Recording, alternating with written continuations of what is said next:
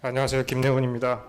저는 프로보커터라는 책을 썼고요. 급진의 20대라는 책을 썼습니다. 그리고 지금은 한겨레에 연재하고 있고요. 문화 비평가로 활동하고 있습니다. 많은 관심을 부탁드리겠습니다.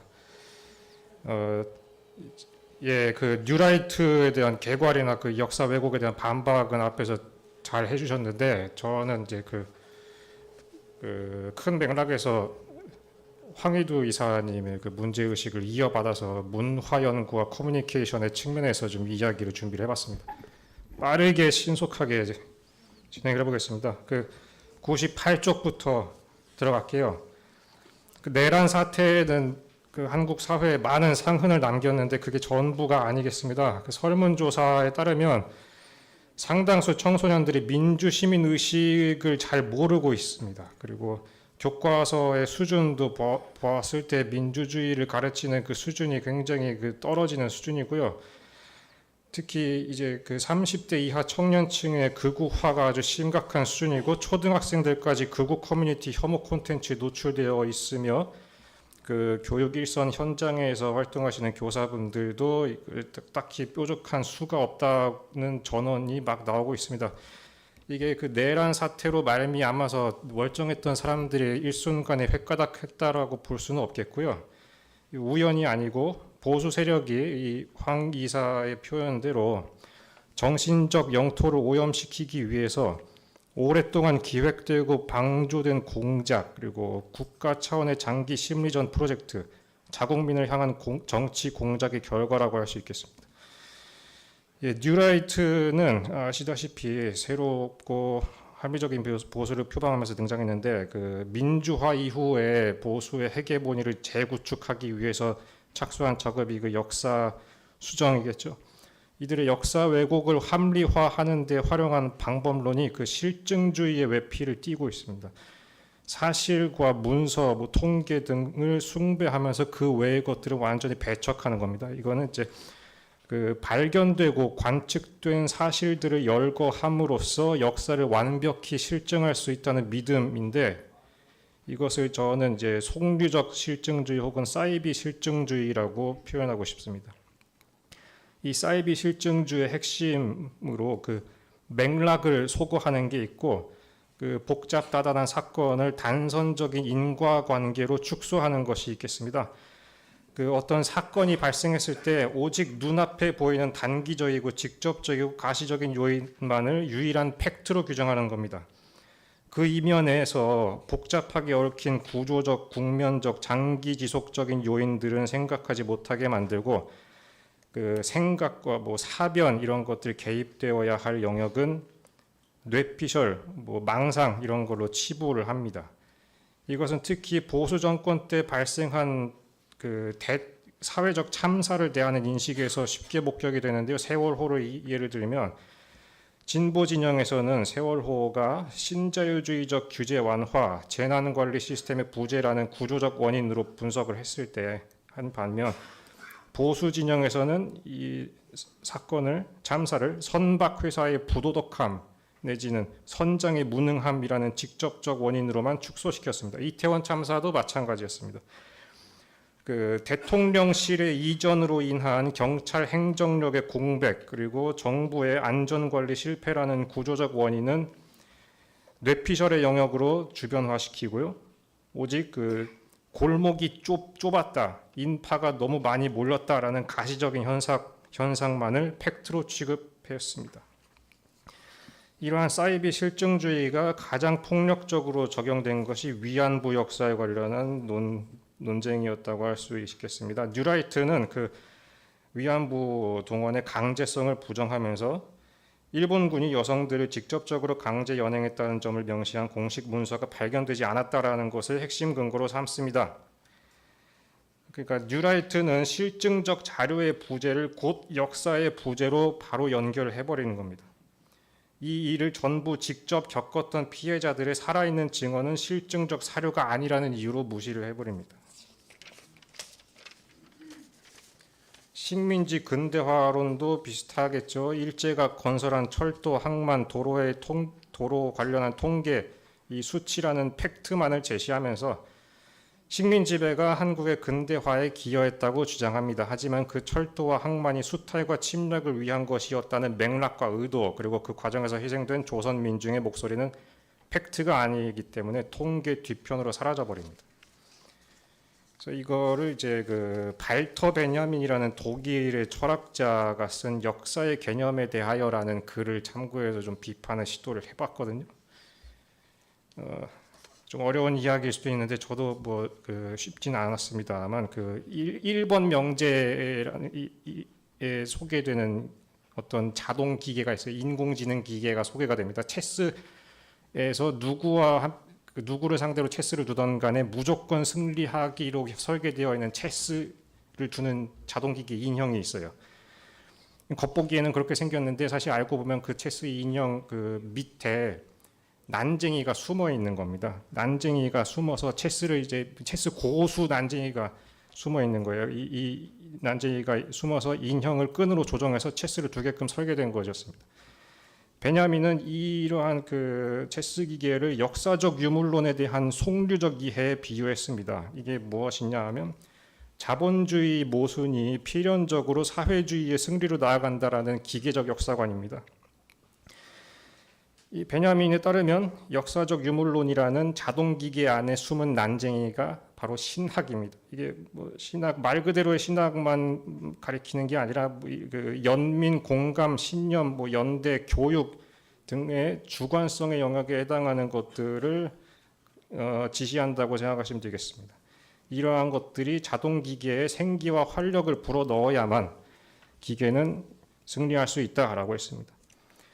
어쨌든 앞서 말씀드린 그러한 기계적 역사관을 가지고 있었던 과거 운동권은 오직 승리만을 바라보면서 경주를 하다가 소련 해체 이후 좌절하면서 하지만 여전히 승리한 역사의 편에 서고 싶어서 전향을 단행했습니다. 그러면서도 그 기계적 역사관, 속류적인 역사 유물론을 고수하면서 다시 말해서 난쟁이가 빠져있는 자동기계를 폭주기관차처럼 마구잡이로 돌리면서 기계적 역사 법칙에서의 자본주의와 자유민주주의의 최종적 승리를 절대화하는 그 일선에 섰습니다. 이제 그 책자의 배고 쪽에 그 베냐민의 9번 명제가 전문 소개되어 있는데요. 베냐민은 진보하는 역사라는 역사관을 비판했습니다. 인류가 달성한 성과들을 차곡차곡 쌓는 진보의 연쇄로서 역사를 흔히들 생각을 하는데 그렇게 쌓아 올려진 역사의 단층들은 객관적이고 실체가 있는 사료들로 구성되어 있고 그것들을 살펴봄으로써 지나온 역사를 완전에 가깝게 실증할 수 있다고 믿는 게 바로 그 베냐민이 강하게 비판하는 역사관입니다. 그러나 이 명제에 써 있는 역사의 천사가 보는 역사는 바로 파국입니다. 역사적 진보라고 불리는 것은 실제로는 파괴와 폭력으로 인한 단절들의 반복입니다. 하지만 실증주의 역사학자들은 이것을 소위 팩트로서 납작하게 만들어서 켜켜이 쌓아 올릴 뿐입니다. 이 역사의 천사는 이렇게 일련의 팩트들로 구성된 역사, 진보의 역사로 구성된 역사 앞에서 잔해 위에 또 잔해가 쉼없이 쌓인 파국을 보면서 그 옆에 내팽개쳐진 잔해들을 안타까운 시선으로 봅니다.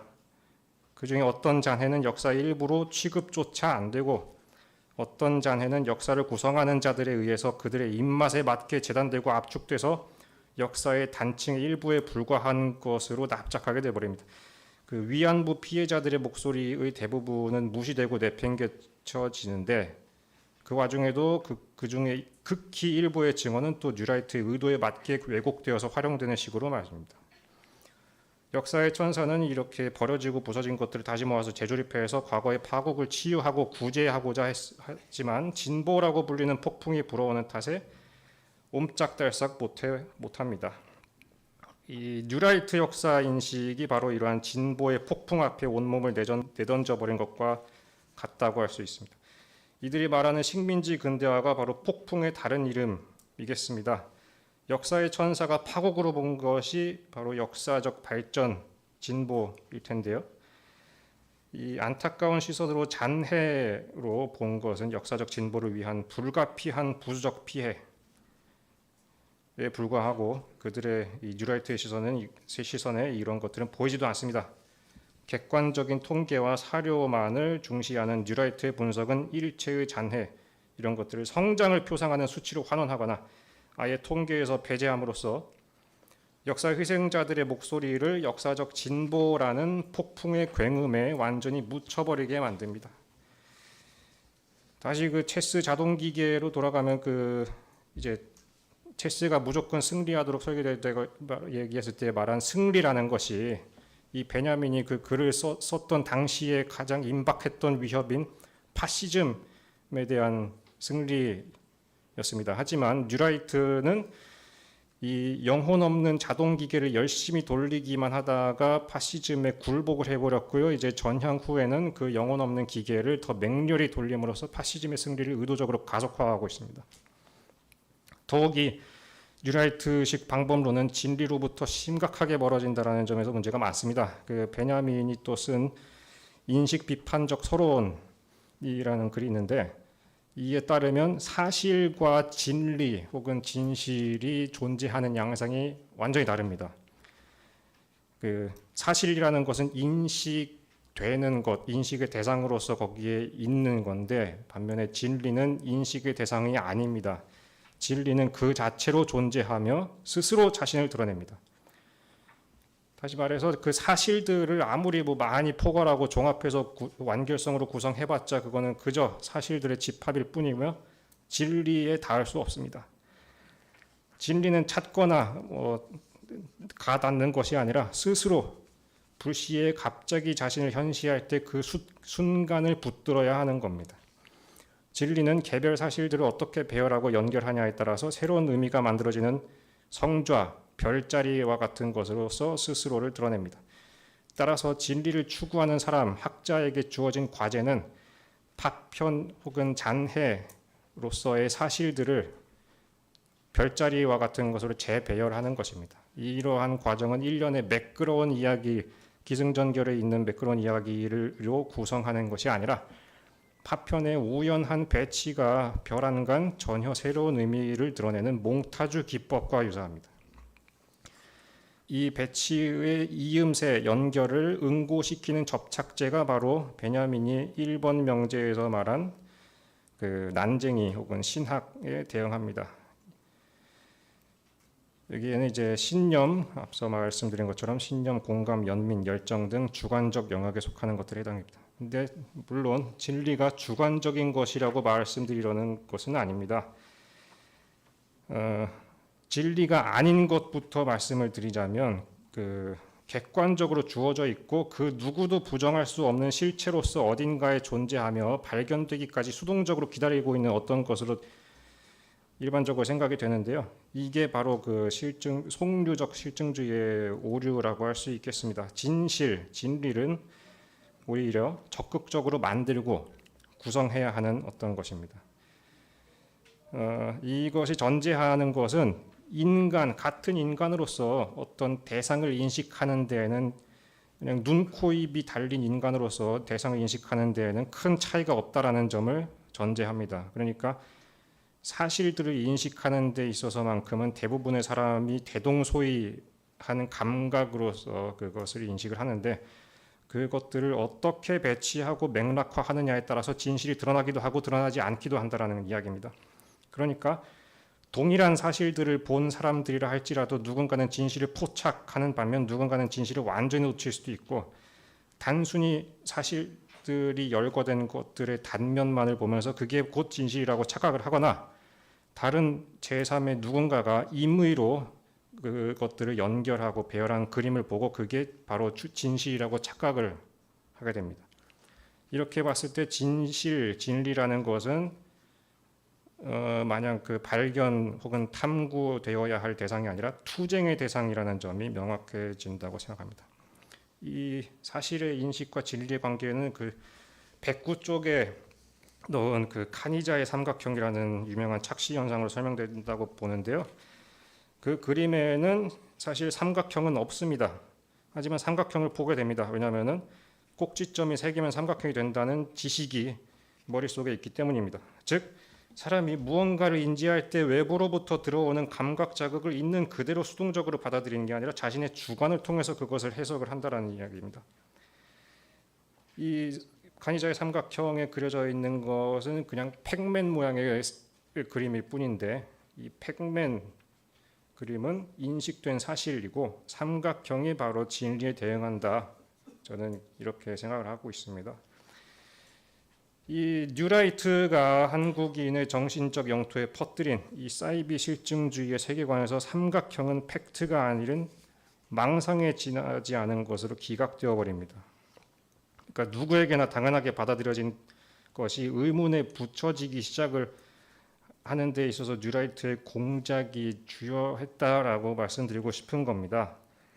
그 리 맥킨타이어라는 철학자가 쓴 누가 진실을 전복하려 하는가라는 책이 있는데 이 가짜뉴스를 포함한 음모론, 이 탈진실 시대의 정보 공작을 역정보 디스인포메이션이라는 말로 더 넓은 개념으로 범주화를 했습니다. 그에 따르면 역정보의 핵심은 진실을 은폐하는 데 그치지 않고 그 진실 주변에 온갖 거짓말과 개소리를 쏟아내 가지고 사람을 혼란스럽게 하고 사기를 떨구는 데 있습니다. 그렇게 사기가 꺾이면 진실을 파악하는 그 힘을 잃게 됩니다. 그 의지를 잃게 됩니다. 이러한 형국이 지속 반복되면 그러한 가짜뉴스를 믿지 않는 사람들마저도 결국에는 진실이라 일컬어지는 그 모든 것이 당파성에 종속된 것이라는 불신과 적대감을 가지게 된다라고 맥킨타이어가 말했습니다. 그러니까 디스인포메이션이라는 말에 그 디스라는 접두사가 시사하듯이 지극히 당연한 것으로 모든 사람이 받아들여야만 정상적인 소통이 가능한 그 일체의 상식들을 모조리 해체시켜버린다. 이런 거를 시사한다라는 점입니다. 역정보 공작의 핵심은 두 가지입니다. 앞서서 그 카니자의 삼각형으로 돌아가면 이 삼각형을 단순히 그 세 개의 팩맨 모양으로 해체를 해버리는 겁니다. 모든 맥락과 그 뭐 전사, 뒷이야기 이런 것들은 소거를 해버리고요. 오직 그 팩트, 사실만 나열하는 식으로 공세를 퍼붓고 그에 대해서 맥락을 설명하려고 하는 일체의 시도에 대해서는 팩트로 반박해라 라는 식으로 무시를 해버립니다. 둘째로 특정 세력을 공격하려는 의도 혹은 시스템을 공격하려는 의도를 가지고 서로 전혀 무관한 사실들을 필연적인 관계에 있는 것처럼 연결을 시켜서 엉뚱한 그림을 그려서 그게 진실이라고 호도하는 것입니다. 이게 바로 음모론의 전형적인 방법이겠죠. 이제는 더 나아가서 모든 사람이 공통적으로 볼 수 있는 그 팩맨 그림마저도 부정하려고 하는 시도가 이어지고 있습니다. 무미건조한 팩트마저 부정해버리고 그 팩트가 당파성의 산물이라는 의심을 불어넣는다는 말씀입니다. 이런 식으로 역정보로 인한 과학 부정, 역사 부정이 현실에 대한 부정으로 나아가는 인지 능력의 저하와 인지 편향의 출발점에는 그 이른바 바이든 날리면 사건이 있습니다. 전 국민에게 듣기 평가 시험을 치르게 한 이 사건은 그 생생하게 들리는 육성마저 지지하는 정당과 이념에 따라서 해석에 열린 무언가로 바꿔버렸습니다. 그 여론조사에 따르면 그 윤석열의 발언에서 바이든을 들었다고 한 응답이 58.7%, 날리면으로 들었다고 한 응답이 29%라고 집계됐다고 하는데, 근데 국민의힘 지지층에서만 조사를 해보니까 65%가 날리면으로 들었다고 응답했다고 합니다. 그러니까 이제 이 보수 세력이 언론을 압박해서 현실마저도 자기 마음대로 조작을 했다라고 할 수 있고요. 일부 무시 못할 규모의 대중이 그 농간에 기꺼이 놀아났다고 할 수 있습니다. 그러니까 이제 그 눈앞에 혹은 귀 앞에 놓여 있는 것을 보고 그것을 A로 인식하냐 B로 인식하냐에 따라서 그 사람의 정치적 성향을 유추할 수 있는 시대가 되어버렸습니다. 하지만 뭐 거듭 말씀드리건대 그 진리라는 것은 상대주의적인 것은 아닙니다. 그 사실을 보는 그 층위가 교육의 여하에 따라서 약간의 차이는 있을지언정 인간으로서 타고난 생태적 조건 그리고 사회의 구성원으로서 가지는 공유된 인지 체계를 전제하기 때문입니다. 그러니까 그 의사소통과 기초적 사실 판별의 최소 조건이 있고 이게 바로 게임의 규칙이라고 할 수 있겠습니다.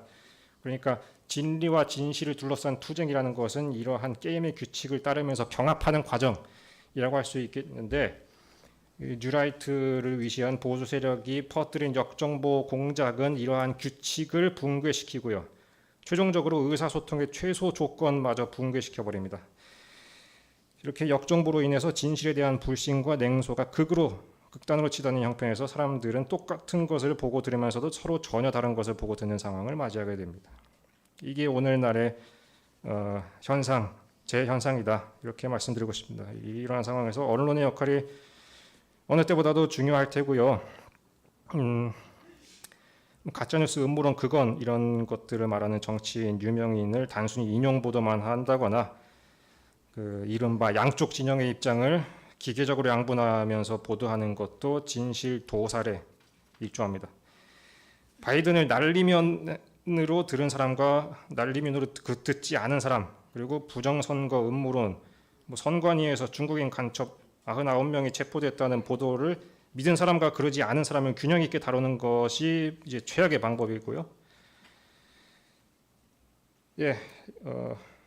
이러한 음모론이나 가짜 뉴스를 믿지 않는 것 또한 어떤 편향의 결과라는 점을 시사를 해버린다라는 점에서 굉장히 담론에 끼치는 오염이 심각하다, 이런 말씀을 드리고 싶습니다. 그래서 진실이란 것이 어딘가에 발견되길 기다리고 있다고 안일하게 믿고 있는 동안에 진실은 점점 더 갈수록 빠르게 극으로 기울게 될 수밖에 없다라는 점을 거듭 강조드리고 싶습니다. 그래서 황희도 이사님의 말씀처럼 이에 대한 대응은 장기전이어야 하고요. 사람이 세상을 어떤 방식으로 느끼고 해석하는가를 둘러싼 싸움이라는 데 아주 100번 공감합니다. 팩트 체크에서 더 나아가서 재반 리터러시 함양과 재교육이 시급하고요. 사람들이 느끼는 다양한 불편, 불안, 불만을 자신의 정치적 언어로 능동적으로 표현할 어휘를 많은 사람이 결여하고 있는데, 이 상태에서 극우 진영이 언어를 부여하고 있습니다. 자기만의 천박한 언어를요. 그러니까 인위적으로 별자리를 만들어서 바로 이것이 진리고 진실이다라고 호도를 한다라는 말씀이고요. 이에 아주 많은 사람이 휘둘리고 있습니다. 무미건조한 사실들의 폭격에 맞서서 진실을 사유하고 파편과 잔해들로부터 역사를 재구성하는 역량을 길러야 합니다. 여기까지 준비했습니다. 감사합니다.